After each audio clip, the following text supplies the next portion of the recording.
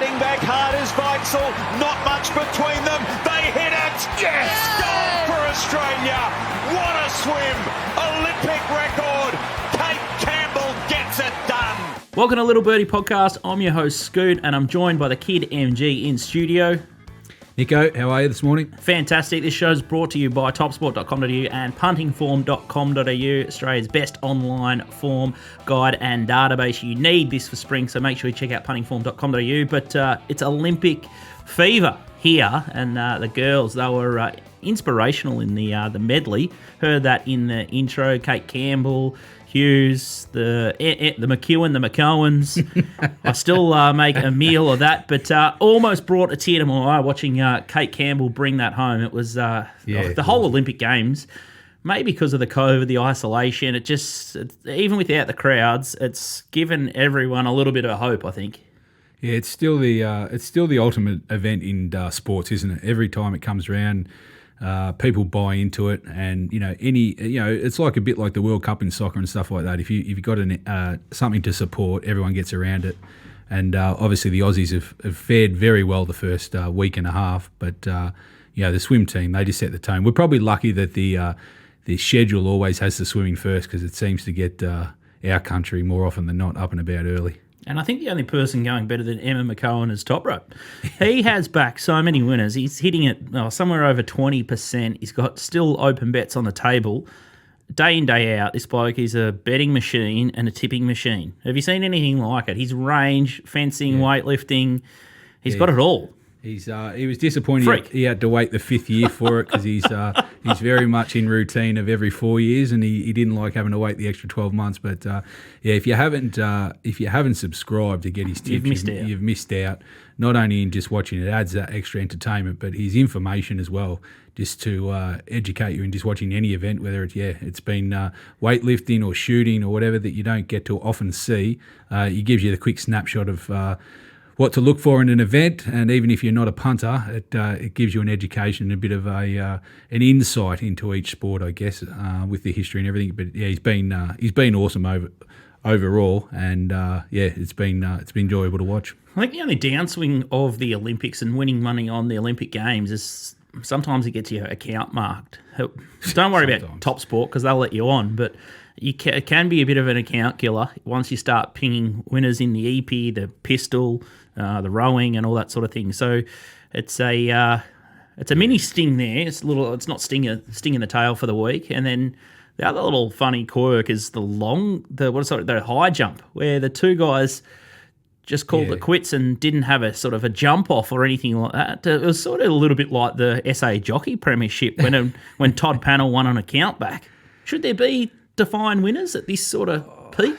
What do you reckon? Personally, I didn't like it. Not that I necessarily tuned in to watch the high jump. It was kind of more, it was programmed alongside the 100-metre men's, which obviously is a blue ribbon event. A lot of people tune in for it. So the high jump probably got that exposure in and between what was going on there. And obviously with the Italian winning and the Italian also tying in the high jump. But I found it really strange. It's very 2021 though, isn't it? Here you go. You can both win. Everyone's happy, clappy. Well, it's only a new rule. I think of what I read, it was only changed over in 2009, and now they give the option to a jump off or not. Now, I don't know why there's an option, because if you're offered a gold medal, you take it. You're taking it. You're not playing on for silver. But I just wonder how much it tarnishes it for the potential winner, or do they care? Or, you go around saying you're a co-winner, because, I'd rather have seen a jump off. And I think for the sport to highlight it as well, it would have been better, more exciting to actually have a winner and have a jump off. I know there's no crowd there, but the TV audience would have got right around it. I tell you what, in week one of the Olympics, the 55-kilo women's weightlifting, we would have copped a draw. That was a big swing for us. Well, that's almost on the other side of the. Why can't if you can have it? If you have a draw in the high jump, why can't you have it in the 55-kilo women's weightlifting? It doesn't make sense. Well, that's not. Yeah, true, but that wasn't a draw. That was more of a coaching error, from what I understand. It's probably the one event that Toprope wants to take back. I'm scarred. It's one of the major blights that would have, as you said, shut a lot more accounts down. But that was more a strategy thing, which probably people myself included, didn't understand in the sport. You're very stiff when you back someone who doesn't miss the lift and gets beaten. I thought that was a bit disappointing. But if I back the high jump and you get a split pot, so maybe as a punters they're a bit disappointed. Sort of like those flat lines that you see, the flat 48. Punters will probably want a result. Yeah, but I guess it's a good result for both players. Speaking of results in the AFL, it was probably a bookies round. 5 out of 9 favourites, but only 3 covered the line. And there's a couple of teams that are taking their foot off the accelerator. Brisbane didn't even put their foot on the accelerator. The Lions, they're in all sorts, but the Cats do this often, and they only did what was absolutely bare minimum. They won off a quarter tank of fuel down in Tassie. You're not warmer to the Cats now, are you? I'll just say, they're playing games, aren't they?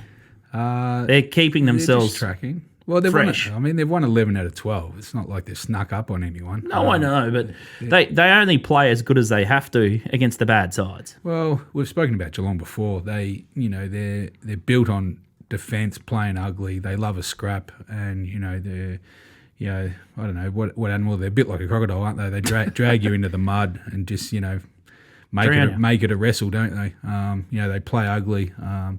Personally, that's why we're probably not great fans of Geelong, just because we don't like watching them, because it's boring ass games, really. And they got so much talent. Yeah, and if I had a chance to go and watch a final and Geelong were in it, probably pass. No, you can't go. We're not allowed to go to the footy back here. But something that was a good spectacle was the Essendon and Sydney game. High scoring, both teams just slugging it out. Swans look like a genuine side. They had all the answers for the Bombers. There's a lot to like about the Bombers going forward, but the way they coached and played that game, that's what fans want. Yeah, finally. Yeah, it's good. Rutten must be tuned into the show every now and again. He must be getting some feedback from somewhere. That's how you want footy being played. I know you can't have it all the time with conditions and stuff like that, but I'm not sure how. I don't think any time this year we've had both teams score over 100. It may have happened once or twice, but it was a bit of a throwback to the 80s and 90s, I guess. It was a great contest as well, and it shows that high-scoring games don't need to be one-sided either, because it was only just over a goal the difference, and it was close for large parts of the game as well. They're tracking well, Essendon. I think they'll still just miss around that 9th spot. They're probably still rated on mine anyway. But yeah, they'll definitely be one to look for next year.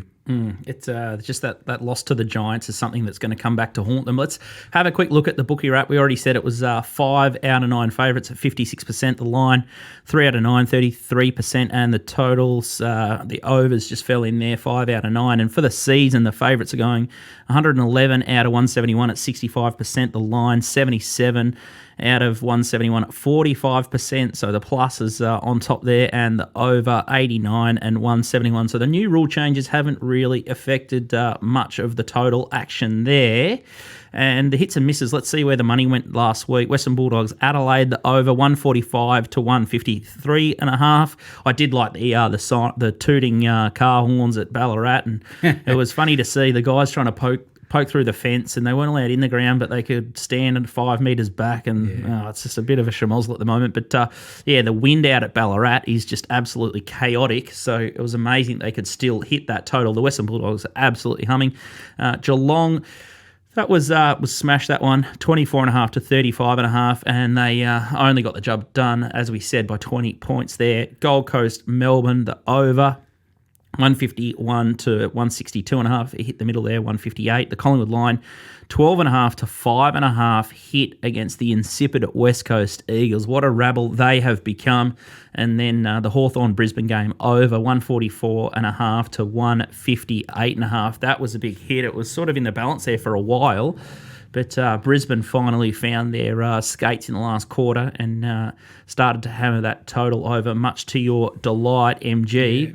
But while we're talking about Brisbane Lions, since Hipwood's got injured, they are rudderless. It's really exposed Danaher. He can't play against the best defender, and structurally, they're just all at sea. He used to play a lot more up the ground. They're a mess. Yeah, it's one player has changed their team a lot. We thought it would hurt them, maybe not to this level. Crazy. But yeah, they're really wanting for answers at the moment. And they've got an interesting match this week against Freo. They've got an easy draw speaking ladder position-wise in the last 3. So they are a chance to still get momentum, but, their top 4 chances are now dashed. And the way COVID's tracking at the moment in Queensland with their COVID cases, they probably won't see home again either. So, they've got the work ahead of them to play a part in this final series, I would have thought. And it's probably just one big injury too many for Brisbane at the moment. They're going to have a turnaround to look like winning the flag at this stage for sure. I just don't know where it can come from. Yeah, it's a fair call. You see swings and roundabouts in the form pretty quickly, but I just think it's, as you said, it's more the structure more than effort, and maybe just against a good sides with a good defences, they're going to be found wanting at the end. But on paper, they've still got the ability, but Nowell's missing the top 4. It's always hard work. Okay, let's zip through to Sting in the Tail, and I think MG's trying to trigger me. I've had a couple of days off just prepping for the arrival of a baby, but I've seen the run sheet. Sting in the Tail's gone on a different little tangent than I expected, but it's Hawthorn, the family club, MG, and you're going to, I just tear shreds off me, and divorces are never easy unless you are using a company called simpleseparation.com. If you want a clean divorce, make sure you check them out. And if you mention little Birdie, you might get a little bit of a 10 or 20% discount. Yes. Not encouraging you to get a divorce, but if you're going to get one, make sure you check out Simple Separation. And Hawthorn have gone through an ugly divorce, or some say it's ugly. I watched the press conference. Maybe I've just drunk the soup there, but looked pretty fair, pretty cheery when Jeff and Alistair and Sam were giving the address out at Waverley Park, and all good things must come to an end. I don't know. Do you have to get rid of one of the best coaches of all time? Maybe not, but he's just not, realistically, he's not going to coach there forever. Well, go on. Here's your opportunity just to fling mud on my Hawkers. No, it's not about flinging mud, but you as a Hawthorn supporter, if you just had your choice, would you have been happy to, or, would you kept Clarkson, or would you have made the switch to Mitchell? And on what grounds would you justify switching to Mitchell? Well, I think a couple of years ago, or maybe the last 2 years, it's probably starting to change, and maybe it's a cattle thing, but we used to play this unsociable football and we used to be very tough. And I think we've lost some of that tough, hard edge. I'd like to see that return, and maybe it's more about our back six and we're finally getting the right sort of cattle. There's Granger Barras, a couple of good players that are coming back in. But I think we've lost our sort of hunger and our passion and lost our way a little bit. And maybe Sam's the coach that can turn that around. But it's a funny one. It's more of a marketing thing, and clean sheets, and to start again with a brand new fresh face. And Mitchell, is he going to be he seems to be the coach that everyone wants. And I think partly maybe Collingwood wanted probably Sam Mitchell, or have tried to flush out either Mitchell or Clarkson, and it's sort of exploded in Hawthorn's face. So we can't keep both, and if they're the two coaches in demand, I think we're in a better position to keep Mitchell rather than Collingwood, who seem all at sea with a coaching appointment. They're sort of getting the second best, and then I guess the story won't go away. Caroline, she got this right. She throws 100 darts, but I think we said it last week before everything hit the fan that if Clarkson was going to go anywhere, it was going to be Carlton, and it seems to be the story that she's still running with, and other people that we speak to. If Alistair's going to coach, it's going to be Carlton, or he's going to have a year off and go to the Gold Coast Suns. You're not tipping Caro to get 2 right in a year, are you, surely? Well, I don't know. Does she want a pat on the back? I saw her on the Channel 9. Grandstanding at the moment. Cross promotion, but she does get along a lot wrong. She's grandstanding. She made the story about herself and Sam McClure. That's a side issue that we may cover in a little bit. But yeah, I just think Hawthorn couldn't have handled this any worse. You're probably right. And I can't understand how these football clubs keep basically effing up on the optics for their members. And Collingwood's, we've discussed Collingwood of how they've gone about it with their board. It's a disgrace. Now it's ended up in the courts. Certainly entertaining to let Eddie go at it, because, he kept a lid on it. And now since he's left, it shows how quickly a club can fall apart. Now, there's a lot of people that go into a football club, and there's a lot of people who control different versions of the club.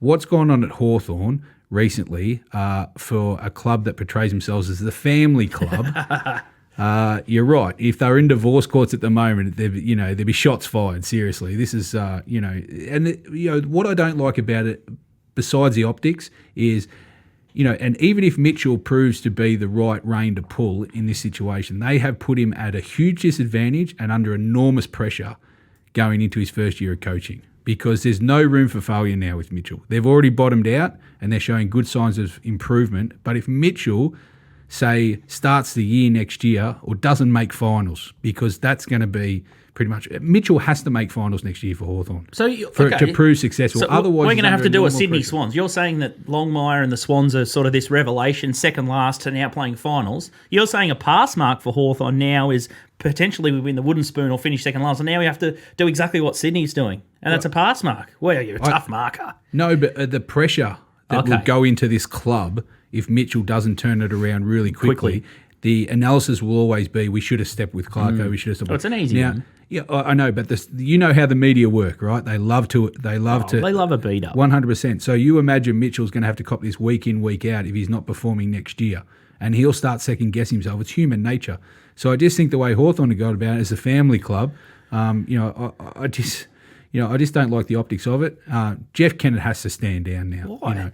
Because if they say they needed a fresh start, then he is part of the problem. Okay, he leads the lying part of Hawthorn. He's a politician. He lies every time. He's he a gets politician. in front of a camera. He lies. Yeah, so he can't get out of that mantra then, can he? He lies every time.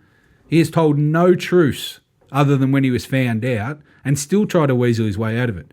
Jeff should just come on, put his hand up, and say, "I lied to you all," because that's what he did. He goes, and he can say, "Listen, I've always been a liar, and I probably always will be in the future.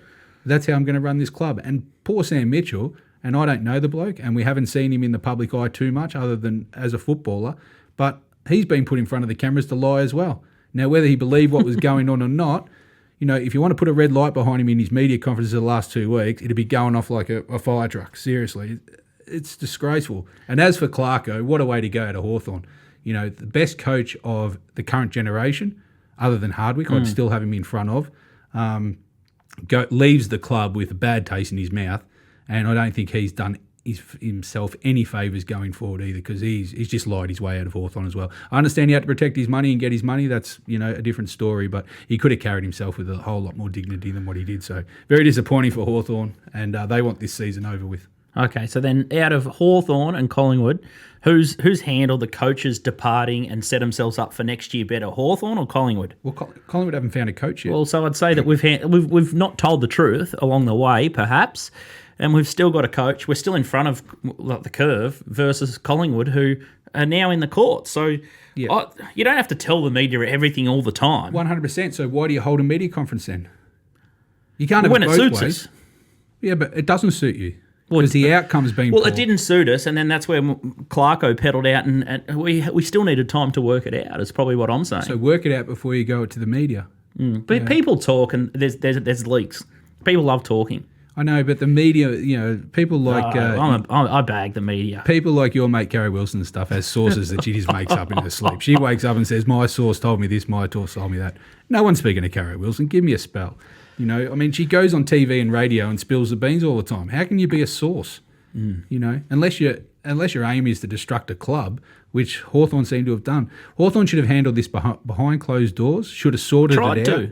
And should have learnt from history as well to basically say, listen, a coaching changeover doesn't work. We either make the call and we go with one, or we stick with what we have. And Collingwood flushed them out. It played a small part. They were never going with Mitchell. So even if Hawthorn thought that, they've been outplayed in a poker hand, because Collingwood, no way they're going with a first-time coach. Their history shows that. They just, they don't do that, especially one from the outside. They've taken from within before, but they definitely don't take from outside. Whether they can get Clarko or not seems unlikely, but this is their best chance to get him, and they've got free air to get him. Whether the AFL beat him to the punch with Gold Coast is another question. The best thing is Hawthorn play Collingwood this week. Yeah. Absolutely shattered that I can't go, MCG, because of this COVID chaos. Because it's such a great standard match. And I think that you and I need to have a genuine bet next year who's going to finish higher, Collingwood or Hawthorn. I'm not interested in watching either. For multiple bottles of Grey Goose. But I think Hawthorn are in a better position than Collingwood off the back of the coaching drama. But I do concede Collingwood have got a good couple of kids and have had a rough injury run. So before, when I said that Hawthorn probably have to make finals to take the pressure off Mitchell, I think that's rubbish. And you reckon that's unlikely, then... I think it's rubbish. So do you think they'll make finals next year? I think we can finish ahead of Collingwood. It's going to be a low race, is it? Yeah, I just want to take your vodka. Anyway, let's look forward to this week. The NRL, there's COVID chaos up there, and just the game. It's in a precarious state, but Toprope will say it's fine. The Roosters smashed Para 28-zip. Storm were sensational yet again. My Bunnies are absolutely on fire, 50-14. And the best thing is we've got Turbo Pappenhausen on Saturday night. Melbourne Storm versus the Seagulls. Hopefully that'll be an absolute blockbuster.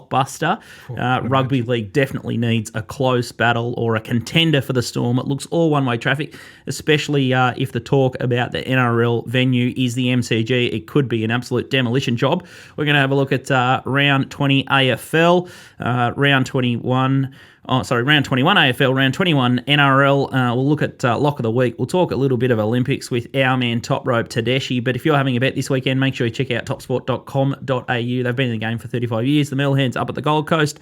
They are a professional outfit and they're our major sponsor. We get the streams done via them because they love to take a bet. Up next, we're going to talk AFL.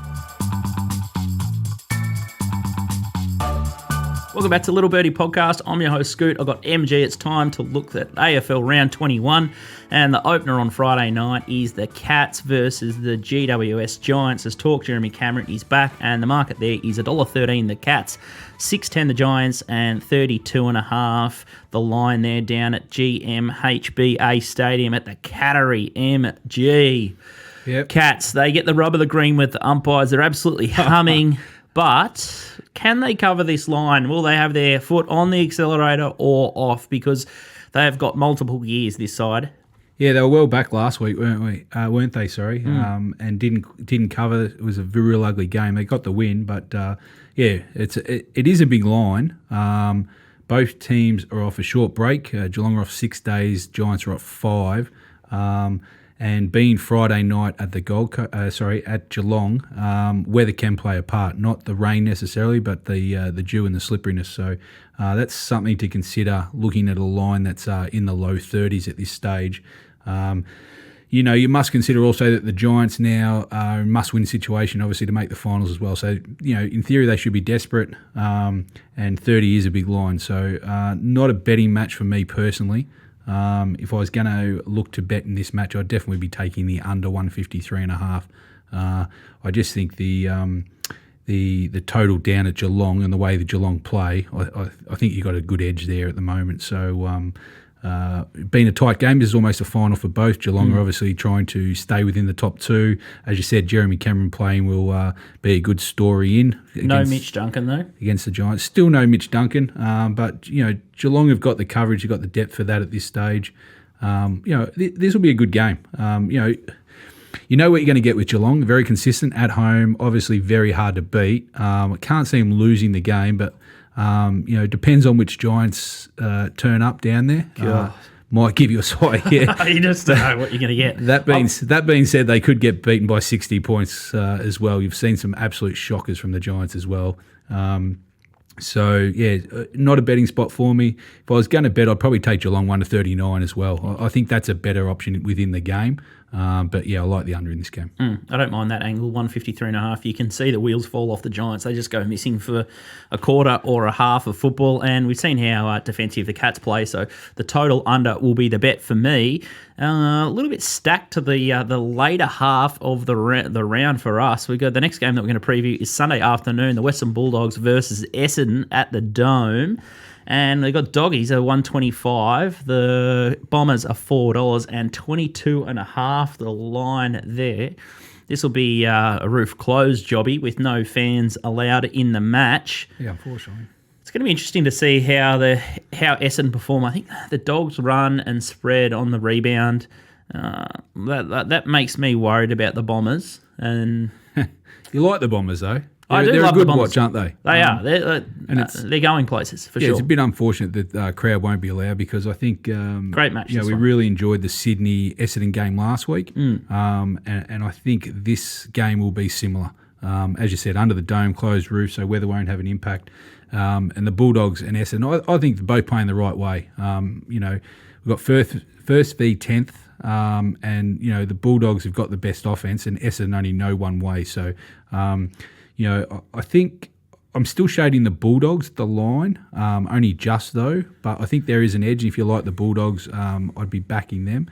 I'm just not sure at Essendon. They've been playing a few finals in a row at the moment, on the back end of the year, trying to make finals. Winning, loss, have been very consistent, where the Bulldogs are just firing on all cylinders at the moment, aren't they? Such a deep midfield. Dunkley's going to only improve, and then maybe Treloar back.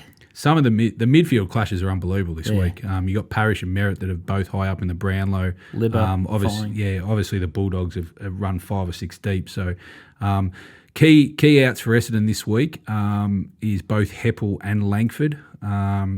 They're not their top raiders, but Heppel's been kind of shoring up the defence a bit of a lead down there. He's obviously their captain. Langford's not in their cream, but he is a bigger body midfielder that would have potentially gone to the Bont. That may create a bit of a hole there.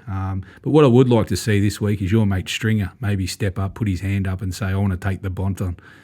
Bull v bull, and really test himself against one of the best. That'd be a highlight reel. I think from a betting, as I said, the Bulldogs, I'd just shade at the line here, but I'm probably looking later in the week. They come up to 165 on the total. I think there'll be plenty of points in this game. So again, I'm going to stick to the totals if I was betting to tip people in, and over 165.5. I think you'd take Bulldogs in your multi, and then maybe 2 or somewhere between 15.5 points, or maybe I think the Bulldogs could maybe just fall in here or blow them away, but I'm not overly sure what's going to happen there. But let's have a look at Sunday's match in Perth. They've got the Dockers, who bit of a yo-yo side, but a bit ugly as well. They've found a way to beat the Tigers last week, and the Brisbane Lions, they just couldn't get out of the blocks last week against the Hawks. 154 the Lions, 250 the Dockers, and the line 10.5. Despite Brisbane last week, my lean is still Brisbane at the minus. I don't know how they're going to turn it around, but I fancy them over there. Yeah, it's going to be it's a tough match to line up, this one, because as you said, Fremantle have been a bit up and down, and Brisbane are just out of form. Brisbane have lost 3 out of 4 now, and just struggling. Obviously, we spoke briefly about Hipwood and the structural changes. Tough road trip to Perth. And you've got Brisbane now probably not playing for as much because they're kind of that stuck in no man's land. Can't make the top 4 now and can't really still drop a out home of the final though. Still a home final, but bottom 4 and a second chance. I think they got a lot to play for, but they're spark. Well, they need to find some form. So they've got three games now where they play teams. Fremantle are in the 8, but like 3 sides below them. So they've got a chance to really build into the finals. Just get some confidence up, get some scores on the board. But Fremantle, that game last week was one of the ugliest you'll see against Richmond. Terrible, and I've got to put myself watching through the replay yet. I've got to build 13-28 they kicked. At one stage, it was 6 goals, 26 combined. Crazy. Horrendous. So bad, it's unbelievable that they actually put that on television. They should have just pulled the pin. Unwatchable football, especially when we talk, we come off watching Essendon Sydney to put ourselves through that. Diabolical for mine. So I just find these teams a bit hard to line up at this stage. Fremantle have obviously got a win to play final, so this is a big game for them. They need to take a scalp. I'm still of the belief, even though they got over Richmond obviously a wounded Tiger at the moment as well, I just think Freo missing Walters and Fife will catch up with them, and Brisbane need to get a win on the board. I think, I agree with you, I think the minus 10.5 Brisbane bit cheap. is probably a goal cheap at this stage now. But saying that, I've just got a feeling in the market that it'll either hold or it might even come Freo's way. I just think the modelers are kind of tending Freo's way. So being a late Sunday game, I think if you like either side, I don't think the market will go too far. But I'm on Brisbane in this one. Cracking match we've got on some Monday night football. West Coast Eagles and the D's. Don't mind a bit of Monday action. 142, 290 the Eagles and 14.5. Oh dear, the West Coast Eagles last week were absolutely insipid, and this is a free line. If the Eagles turn up or don't turn up like they did last week, the 14.5 for the D's, I'll be absolutely eating for breakfast. I'll have Melbourne at the minus every day of the week against this Eagles outfit. They are an absolute disgrace at the moment for a side that's in contention for finals. What they dished up last week was unforgivable. As a fan, you would be pulling your hair out. Yeah, they're probably getting a bit used to it, West Coast. I think they're, I think West Coast have got, I think it's shown again this year, they've got a real bad trend for chucking in the towel. Quite simple, They're virtually the Nick Kyrgios of the AFL for mine. When they don't want to play, there's no better side than turn it up. And, they've got a checkered history, we'll call it West Coast. They love to either bet themselves or bet against. It's not news. And a few games this year, you could make some real good cases that West Coast love to throw it in. The plunge for Collingwood last week was extraordinary. We said it last week. We were sitting here watching the game, and I ended up leaving a short time after it. But we thought the first quarter, they just needed to get off to a good start, and they were in reverse from the get-go. Yeah, I'm not saying by any means, not trying to get us into trouble at all, that West Coast bet themselves and stuff, but certainly people around the club and whatever. And as you said, the football walls speak, and they know when they're not on as a club, and they don't turn up. And we've seen it time and time again. The money for Sydney when they got smashed down Geelong was the same, and they didn't back Collingwood last week on form. That is for certain. Because otherwise Collingwood wouldn't be picking against Hawthorn this week. And the plunge on Collingwood last week and what West Coast dished up, there was something not quite right going on. So moving on to this week, against Melbourne, you would say, whether you trust Melbourne or not, you've been a fan for them all year. I have to agree with you. If you like Melbourne, the minus 14.5 is a gift. But this is a situation with West Coast, is they play when they want to. And whether they can turn it around or not, but we've got this stat that West Coast at home are a different beast, and I think we said it against Richmond a couple of weeks ago when you didn't want to have them again. So it all depends which West Coast want to turn up, and I'm going to say which West Coast want to try. So I think the key in this match is you'll know early in the first quarter, and this is the way I'd be betting. If you can see maybe early in the first... Yeah, in play. This is a live betting match, Monday night. All eyes will be on. I just got this feeling. Don't be surprised if we're speaking this time next week that you go, how did West Coast beat Melbourne? Because they do pick and choose their battles. But if you want to bet live in this game, you'll know in the first 5 or 10 minutes who's going to win. I still can't believe. I think they were down, 24 points against Richmond with 10 minutes to go. Yep. What was it? 2 or 3 months ago. It was probably one of the biggest results that I had going for the season on the Tigers. Yep. And I'll never. They're a different side. They're a different side at home. Yeah. They're going to have a crowd, which impacts largely, and also they're fighting for their spot in the 8. So they've got a lot going on, and they definitely would have got a rocket up them. I know you're keen to back Melbourne. I won't be able to talk you out of it, but just don't be surprised at the result if Melbourne get beaten by West Coast at home, and then you say, "Oh, West Coast at home, too good." Poor old Adam Simpson. He'd be dealing. I don't know how he deals with it. They are an absolute basket case. Let's have a look at the Premiership, which the West Coast Eagles will not be winning.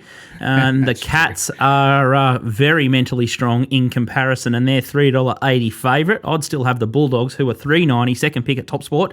I'd have the Bulldogs firmly favourite there. Their speed and Jamara. I love his X factor that he brings into the side. And once they get all their midfielders up and humming, the Doggies are going to be hard to beat. The D's are $5. The Swans are $8.50. Port Adelaide $9. $12 the Lions. West Coast Eagles $31. The Tiglets $67. You're a brave man if you back them. Market looks pretty spot on here. Yeah, can't argue too much. The only one I'd have is I'm still a bit surprised the Bulldogs aren't slight favourites over Geelong. I'd just have them flipped. That's just a personal preference. But other than that, I think it's there's not too much meat on the bone, as you like to say. I think the top 6 sides are made up right now, and Brisbane are probably leaking out the back. There's got to be some doubts on Sydney. I know they're going enormous, but whether they can actually win the flag would be one of the greatest efforts in AFL, I reckon, for sure. You'll probably get a better price if you multi them up in the final. So I think that's a shade of unders there. So a little for the Swans. Yeah. Yeah, well, I mean, it doesn't look like they're going to get any home finals, which you've got to now take into calculations. And if all the finals are played in Melbourne, the three top sides are all Melbourne. They'd be nearly odds against every time. Yeah, and that's close to pick. And saying that, that's probably part of the reason Geelong might be looking at one or two home finals, which is the bookies have factored in. But just on sheer form and who I think will win, I think the Bulldogs should be favourite. Will they get the finals down at the Cattery? Yes. Whew. Well, they will, just because of the grounds available. If the finals can only be played in Melbourne, and we've only got the Geelong, the Dome, and the MCG to play at, then they'll get them. Swans will probably want to play. They've played a couple of good games down there. But yeah, Geelong might get free reign through to the final. There. Maybe. The boys. Hey? They don't like to travel. They hate it. They miss all their tea times at Barwon Heads and 13th Beach, so that's fair enough. Like Richmond going from the MCG to the Dome. It's too far. Too far. Can't catch a tram. Let's have a look at the Brownlow medal. The Bont is clear favourite. 2.14 here. Would you rather take the Bont at 2.14 or Melbourne Storm at 2.20 in the NRL Grand Final? I'll probably lean the Storm. Yes. Ollie Wine, second pick, $4.70. Clayton Oliver, $7.50. Sam Walsh, $8. The bookies know. They've had their foot on this bloke the whole entire time. Darcy Parish, $11. Kristen Petrarca, starting to get out a juicy price there, I would have thought. $13. Jack Steele, your man, $14. Jack McRae, $21. Zach Merritt, $26. Luke Porker, $34. My man Tommy Mitchell, $41. Jared Lyons, $46. Cam Guthrie, similar quote. No Undy Mundy, $67, and Max Gawn at $67 here. Yeah. Are we laying the Bont at the $2.14 if we're not already on? You tipped him up at the start of the year. Kudos to you. You got your ticket nice and early there, with the Bulldogs being the big mover for the year. But I couldn't fall into him here at $2.14. Is he a risk? He's not a risk. He's too short, which we did mention last week's show. I think he got into $1.90 to win the Brownlow, and was happy to lay him at $1.90 there. Still happy to lay him at this price for this week. He missed out this week, and a few of those around him look like they piled. Wines is half a chance. Both the Melbourne guys will share out the 3 and the 2. You'd think Oliver and Petrarca. Sam Walsh looks like he would be at the top end, maybe a 3 or 2 as well. So if you made ground on him and the Bont didn't, now we've only got 3 rounds to go. Bont's definitely in the fight, but he's too short compared to both Wines and Oliver, in my opinion. So if I was betting afresh, I like the second and third favourites right now. Wines and Oliver. Yes. Who's got the softest draw out of the Dogs, Port, the D's? The Dogs. The Doggies have got the soft draw? Yeah. Yeah, but I mean, they're all capable. I think Melbourne played Port last round, I'm pretty sure. So it might come down to that match. Yeah. Oh no, I think there's a few in the fight. There's not as many as you think, though. I think at this stage there's only 3 left in the fight, to be all honest. Petrarca's still half a chance. I'm still a layer of Sam Walsh. I'm looking forward to, at the end of the season, when it's all done and done on the current betting, there's going to be some huge bets made if the bookies want to take him on Walsh in a few head-to-heads around, especially, say, if they put up Petrarca against Walsh, it'd be, they can take as much as they want. Can't wait to see your Brownlow action in a couple of weeks' time, that's for sure. All right, the Coleman medal. We apologise. We've been laying Harry McCarkey all week, and we've copped it in the McCarkey. He is into $1.05 at Top Sport. Texan is $16. Tomahawk $21.34. It's just ballooned out. This market is a disaster. I'll tell you what, Harry Mackay, he's single-handedly carried Carlton to whatever they've produced for this year, and he may be a Hall of Fame worthy nominee. He's a first snapper. Like he's a snapper. When he kicks a goal, he's a snapper. He's not a drop punter. No. He's this new breed of football that loves to snap it around the body, and I probably owe him an apology, but if Carlton never make the finals, I think his snapping will cost them a big final. And maybe that's just my evil little vendetta against snappers. The little kids at my place, they think it's really good when he snaps them, and I try and coach that out of them at junior footy on Sundays. Yeah. But he's turning a generation of kids into snappers. Yeah, we got that wrong. Fine. Oh, it's just crazy, isn't it? Oh, we have to put up our hand. He's a beast. I think for about 10 or 12 weeks now we've said it's too short, and hit the line. He's just end up getting the job done. So that's the future one. We've definitely cost ourselves some money. I tell you what, it's been an absolute fill-up for the AFL bookmakers, especially at Topspot, I'm sure. Like, with all the upset results, it's been an absolute chaotic and nightmarish year of AFL. So it's probably good that the bookies cop one in Harry Mackay. So hopefully you guys out there haven't listened to us and you've barreled him into all your futures multis, and you've got some good results playing out with Harry Mackay. Yes, we can't get them all right. We've definitely got this bloke wrong all season. If you want to get your spring carnival right, make sure you check out puntingform.com.au. You can build your own model. You can get the raw data. All the biggest players across the globe, if they're betting on Australian, Singapore or Hong Kong racing, they buy puntingform.com.au's data. So make sure you check them out if you want to get serious about your spring form. They're a big sponsor of ours. So that is the wrap from us from AFL this week. It looks like an absolute belting round. Let's hope there's some free-flowing action. And if you want more remark stuff, his AFL Stings is $44, and that will see you out for the rest of the AFL season. And it includes finals as well. We'll take a break now, and we'll talk some NRL and some Hall of Fame and a little bit of Olympics with our man Toprope Tedeschi, who is on fire. He's our Michael Phelps. Welcome back to Little Birdie Podcast. I'm your host, Scoot. I've got MG in studio, and we've got our Michael Phelps about to join us, Toprope Tedeschi. Toprope's torches, the man on fire. How are you, brother? After 12 days of the Olympics, Scooty, I'm a broken man. I might need to be Michael Phelps on the pipe, not Michael Phelps in the pool. Mate, we're not going to send you a money gun. I'm surprised you haven't just got money gun pistols just going bang, bang, bang, bang, bang. How many winners have you backed? It's just crazy. The Olympics has been a bit of a fill-up for the subscribers, that's for sure. We've found a few winners. It's going to be tough judging the Hall of Fame this week, but the can you nominate yourself? The Japanese men's epi team got to be in. Got to be in contention. $11. I think we've hit 3 or 4 winners in the shooting. I've never seen someone fire a gun before, so that's been quite an effort. There's been a few breakout stars this Olympics. I'll tell you what, my wife came in the other night, she goes, "Why do you watch fencing this time every night?" I honestly don't know. But all I know is that it goes fencing and weightlifting. That's the evening. So.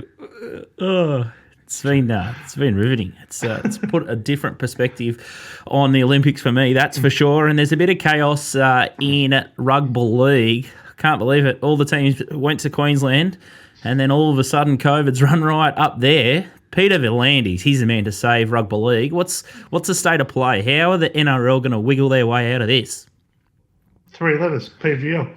They don't have to wiggle their way out of anything. Now, all of a sudden, they've turned a COVID crisis into a bidding war for the grand final. You've got Matt Tripp trying to buy it through as a private investor. You've got the Victorian government, the New South Wales government, and the Queensland government all bickering for it. PVL, you're an absolute genius. Talk about making lemonade out of lemons. Absolute hero. Geez, it'd be nearly a 100-point drubbing, I think, if the Storm were to play on the MCG, given last week's game against Penrith and the injuries that they've got. It's a fascinating match this weekend against Manly. This will really... So we've already seen the Storm dismantle the Rabbits, depleted Penrith. There's no stopping. Like, their auto bet, they should just be lock of the week. We should just sack that segment and just have it all on Storm. They're our investment strategy, aren't they? You're a bit late to the party. No, we've been talking about it all year. I know, but Toprope set that up for me at the start of the year. He said, just put 1,000 in the Melbourne Storm fund, and that'll be your holiday at the end of the year. So, not like we won't be able to go anywhere. No, I know. If we can just shake COVID, we're in business. You'll definitely be able to get to Sail or Bendigo. Certainly not for your holiday at the end of the year. Certainly not earning any interest anywhere, that's for sure. So just need to turn it over. If Melbourne Storm, if they played away the whole year and they get the chance to come home to play in the grand final, The Melbourne. Can you imagine? Melbourne's, I don't know. I mean, it all depends what kind of crowd they'll be allowed in, but imagine Melbourne Storm playing anyone in front of a raucous MCG crowd. It'd be crazy. Maybe the biggest grand final crowd ever, biggest grand final line ever. Is what we'll have. Maybe we should rename the Hall of Fame the Melbourne Storm Hall of Fame, given they're just dominant. Just wait till the end of the year. Just we don't want to, they're travelling nicely. You just don't want to go out and overmouth them early. Wait until the week after the Sunday's done. Okay, I'm not worried about overmouthing them, MG. I'm worried about having overbet them at the start of the year. So just keep getting it done, Storm. You'll be trading out at a good price. Toprope Tedeschi was all over the Storm. I think around $6 or $7, and the South Sydney Rabbits. So he's got the good futures tickets there, but he's probably just kept piling in all year. And something that we've been adding to all year is the Hall of Fame. That's someone that we add weekly that does something miraculous for the punters out there. And I've got a really good nomination this week. And I think we should put Xander in. He's finally popped his cherry, and he's won a quasi-major. He's won Olympic gold. The poor old punters out there, there's a bloke out there in the Twitter sphere named Nathan Holt, and he backs him religiously every week, and he's finally collected. I said, now, surely you got to put the cue in the rack. You can't ever back Xander again. So my nomination this week is Xander Schauffele. Perennial choker. Quasi-major. I'll tell you what, there have been 17 New South Wales Opens in the last 17 years that have had stronger fields. he won exactly $0 from it. Please, Xander. Xander's in the Hall of Fame for dressing your animals up at your wedding. That's the only Hall of Fame Xander's getting in. No good him. What about you, MG? Nomination this week? Didn't take kindly to that Hall nomination. of Fame? Top Rope's got plenty of contenders for the Olympics. So I just thought the Australian swim team was my highlight for the week of the Olympics. They were, especially the women, they were outstanding. Like they McCowan and McEwen, you just filled up on, didn't you? You just smashed him in every event that possible. Yeah, we got around it early, especially McEwen. We educated early, and they just keep winning medals. It was a crazy performance, but it was good to watch, and they set the tone for the rest of the Australians who are going enormous. We've already covered their gold medal line, Top Rope. I think we discussed it at 13.5, I think it was, and covered it in the first 8 days. Yeah, sailed past. They've won a few in the sailing. All right, Top Rope. Who have you got for this week, Hall of Fame? Look, in any other week, Ryan Pappenhausen would absolutely make it in for what, on face value, appeared to be a meaningless field goal. Up 36-10. They've rushed to kick off to kick it out and then fired it in to kick a long-range field goal. Total happened to be 46.5, so from 46 to 47, so depending on your position, that one of the sickest beats of all time or one of the great lobs of all time. It was outstanding. And based on the little wry smile on the Pat's face, I have a funny feeling he was aware of the total. So he thought it was very funny. I'm not saying he did anything untoward. I just think he thought it was a highly amusing situation. So any other week, Pat, you'd be in it. But we've got too much Olympics. These Olympians were never going to get another chance. I imagine Pat will be nominated 7 more times this year. He's that good. Which Olympian do we put in? Like like I mentioned earlier, the Japanese men's epi team. The list goes on. The Great Britain 4x200 team, but I got to go with the kid on this one, MG. Emma McKeon. I'm not sure how you pronounce it, but absolute golden girl of the pool. Now, not only Australia's greatest ever medal haul, but Australian swimming's greatest ever punt and collect. The way she kept winning throughout the Olympics. So. And some massive prices, $3.25 early for the 50. Oh, fill your boots, jumped to $1.30. God bless you. So, as Norman May would say, gold for Australia. Yeah. So I've never shown more national pride than I did when she saluted them. Outstanding Emma stuff. McKeon, Hall of Fame. Emma McKeon goes into the Hall of Fame, and McKeon. I wish someone had just changed their surname. They're just so hard to. Emma McKeon. McKeon and McEwen. That's correct. I'm not alone. Everyone gets these balls up. Anyway, I think it's sensational stuff. The girls have just held their own in the pool. Fantastic stuff. All right, let's have a look at the serious business this week. Let's get straight into Rugby League round 21, and the opener this week is Newcastle Knights versus the Brisbane Broncos. $1.29 the Knights, and the Broncos $3.70. The line 11.5, and the total 50.5. Pearce and Pong, I sound like a broken record, but they're back at it again. Yeah, second time this year. First time they played together, only time they played together, a 38-0 romp over North Queensland. Ponga was outstanding last week, back to full health. Tore the Raiders to shreds, particularly that left edge. Bradman Best, underrated player, he's back as well. So I think they'll do an absolute number on the Broncos. They've won their last two by 14 plus, so I think they can make that three on the trot. I think this line, I think it's -9.5 out to -11.5. I think it'll keep going. So I'll be jumping on the Knights and jumping on early. Thursday night at Sunshine Coast Stadium, absolute corker. So, the Rugby League's just outrunning COVID at the moment. The next game that we're going to have a look at seems to be an absolute blockbuster weekend of Rugby League. Thankfully, I'll have the remote firm in hand. I've been doing the hard yards all week early to get some remoting duties this weekend. But Parramatta Eels take on my Rabbits Friday night, Seabus Stadium, Gold Coast. $1.36 the Boonois.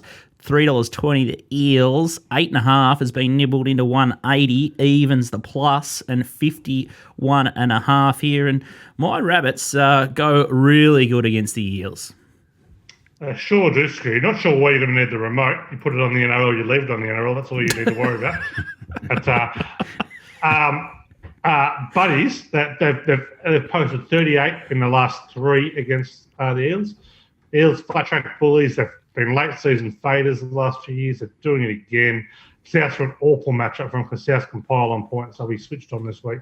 I think South can cover that 8.5 fairly easily, to be honest. Moses back for Parramatta, but I think they're pretty one-dimensional. They've lost Regan Campbell-Gillard, and all their attack comes from their forward play. So I reckon they can get out muscle here, and I reckon in the back of that, Latrell Mitchell, Cody Walker can have massive games. I think I know your answer to this, but I'll ask it anyway. I follow Gus Gould on Twitter, and when he analyses teams and goes on his little post-match sort of analysis and rants and all that sort of thing, he mentioned, when he's talking about sides, he always says Eel or Rabbit or Knight, Bronco. He never adds the S. But then when I have a look at how every team's spelt and named, Newcastle Knights, Brisbane Broncos, Parramatta Eels, South Sydney Rabbitohs. So, Gus, why do you say Rabbitoh, Eel, Bronco? Why does he do that, Toprope? Is the bloke sweet? No, the bloke's not sweet. The bloke has not been sweet for years. But he has an ego that has this need for this craving for constant attention, and it's the only reason he's done it. And we just fueled that again. So he does it because it drives people insane. It drives me absolutely bonkers. I've had to block him on Twitter. I can't copy him. I won't listen to him. Yeah, you're a blocker. Blocker? Not really. He might be the first one. He might be the first one. I just can't stand it. It's Eels. It's Rabbitohs. It's Bulldogs. It's not Eel, Rabbitoh, Bulldog. It's infuriating. But anyway, he's Canterbury's new head of football now, so things are all great. You're going to have to like him or live with him. All right, Saturday afternoon, another cracker, Suncorp Stadium. Sydney Rooster versus Penrith Panther. $1.37 Panther, $3.15 Rooster. 9.5 is the line, and there's been a nibble for the minus, and it's a flat 48 the total, and there's money for the under. Are we going Panther or Rooster here, Toprope? Blocked. How annoying is it? It's so annoying. I'll never do it again. I like the Chooks in this one. I think the Chooks are pretty good day here. Penrith, couple of notes here. Penrith have roundly beaten the Roosters the last few times, all about Penrith Stadium. The Roosters have a pretty ordinary record against top four teams, but they have run into them at a pretty hot period for both those, for all those sides. So, they copped the storm early. The Panthers, when they were firing on all cylinders, they played Parramatta last week, flogged them 28-0. Parramatta, we mentioned earlier, a bit of flat track bully scenario, but I don't know that Penrith go that well away from home. I don't know that Penrith go that well when they're out of form. So Nathan Cleary might be back. There might be a few big names there, but Tuo's still out. Fisher Harris still out. I am reasonably happy that the line on this one is too big. I think there might be a bit of value in the head-to-head too, but I'll be taking the plus with a good degree of confidence. Okay, so then if Cleary doesn't come up, would you take the Rooster off the stick? Yeah, I'll take the Rooster off the stick anyway. So I'll bet him small now, and if he's not playing, I'll take him large. Okay. The match of the round clearly this week is our beloved Melbourne Storm against Manly Sea Eagles at Suncorp, 7:35. I like these earlier tee times. $1.28 the Storm. Sea Eagles 3.75. Line 12.5. Some money for the plus here and 50.5. A lot of points here expected, but money there is for the under 185, 50.5. Pappenhausen Turbo. It's a wet dream for you, MG. You'll be torn, and I think you'll just dive headfirst into any time try scorers and just cheer points, won't you? It'd probably be a watch, although Toprope keeps tipping me into Turbo last week. Genius tipped it into 2+, 3+ tries, gets the job done, and then they put him on the bench. How did you find him? Well, I text Toprope. I said, "What are we doing in this game?" And that's what he told me. He said 2 try, 3 try. He could have had 4 or 5. I think he had 3 try assists where he easily could have run in both of them. So.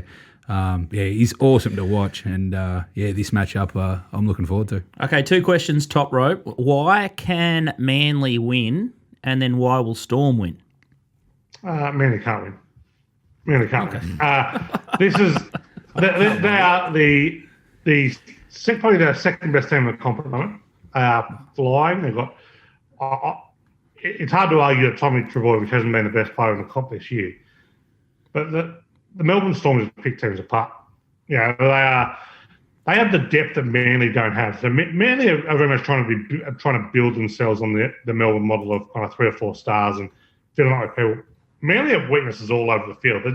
They're generally hidden and covered up by Trebojevic against the worst sides. They're not going to be able to do that against the Storm. The Storm are everywhere, and the Storm don't have a weak link on the paddock. So incredible line actually for kind of the 2 form teams. The Melbourne Storm. There can be an argument made that this is the greatest side of all time. Wow. From an attacking point of view, this Melbourne Storm team, no team is even close to them. But they surpassed through 17 games. They score more points than the famed 1935. It's a new game, though. Whoa. I'm going to have to pull you up here. It's a new game. It's touch footy out there now. And Cam Smith walked away from the Storm. Hang on. Whoa. It's a new game. Rugby league has a knack of changing the rules every year. It was a new game when it went from unlimited tackle to 4 tackle. It went from 4 tackle to 6 tackle. Yeah, scrums contested, all that stuff. New game, plenty of points, but there were plenty of points in 1935 too. Storm just scored more of them. As good as their offense has been, top rope, is that their defense that's still built on all the time. Like the good they're hard to score against. The good sides just cannot score against them, and that's the difference. I mean, I know they put the points on, which is probably different to previous years. But last week, that was the fortress last week. They're a brick wall. Yeah. And one of the advantages that they've got is that the new rules do wear opposition attacks down more than the old rules. So they can, the way they throw the ball around, all it's doing is helping their defence because they've got to have a very tight attack coming at them more often than not. So their defence is amazing. Their defence is reliable. They've finished in the Craig Bellamy era. I think they've missed the top 2 in defence once since 2003. So, and the grand final is typically won by a team who has a top 2 defence. So the defence is absolute key. Is the bedrock that the Storm's success is built on, and this newfound attacking flair is a sight to behold, but it is kind of a new element, and it has to me that elevates the Storm to the greatest level. Do I think this Storm is the greatest of all time on paper? No, it's hard to go past Slater, Smith, and Cronk at their peak. But what they're doing this year, relative to the rest of the competition, hasn't been done by the Storm.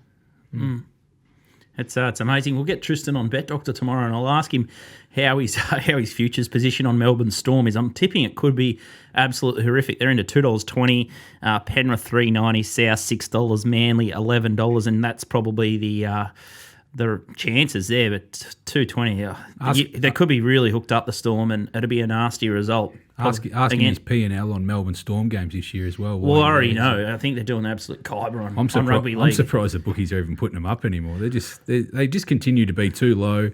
And I'm not sure how this game. They don't put them up high enough. I don't know why.